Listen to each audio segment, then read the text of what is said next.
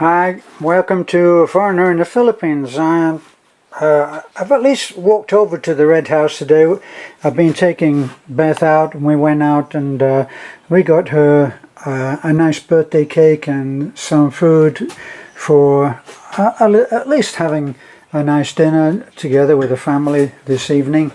And I'm back in the house now, and I'm looking at the work that I've done, which you may not have seen. This is the desk. This will be the workstation, if you like, for Beth, and this is where she'll work. And it's custom made for her.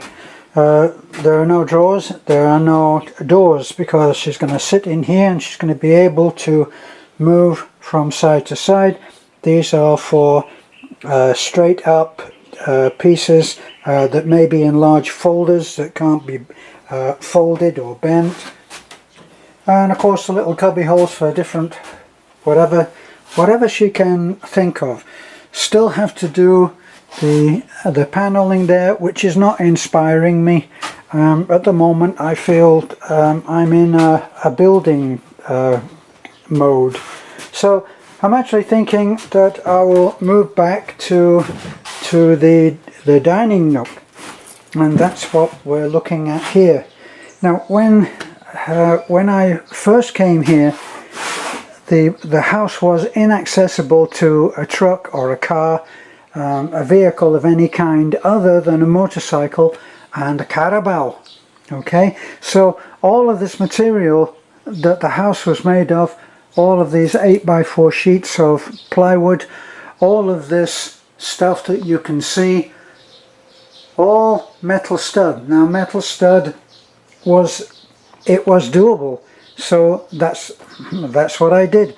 Made the house of metal stud, used roof cladding for the outside, and plywood, plywood in some parts for the insulation, but then the other was in this cheap and cheerful is what I call hardboard. I think they call it something else in the States, but you can see it's actually made of some form of cardboard. See, so that was going to come off. I took this part off so that I could get in and do the insulation, but of course now I've worked out that if I take it off to half, I can slide the insulation down like this, and it will go down to the bottom. Wanted to remove that, I'll put a double skin on here to bring it up to the next same level. And then we'll be looking at a table. Well, let me show you what I made when it was metal stud that I was using for all framework. I made the framework for Beth's desk, the actual top, I made from metal stud. You can see metal stud here, look. I even cut up metal studs so that I could make brackets. I just used it for everything. Because it could be brought up to the site very easily, then that's what I did. And I even used the roofing nuts, bolts, which you can go straight in, they're self-tapping, go straight into the metal. And that was the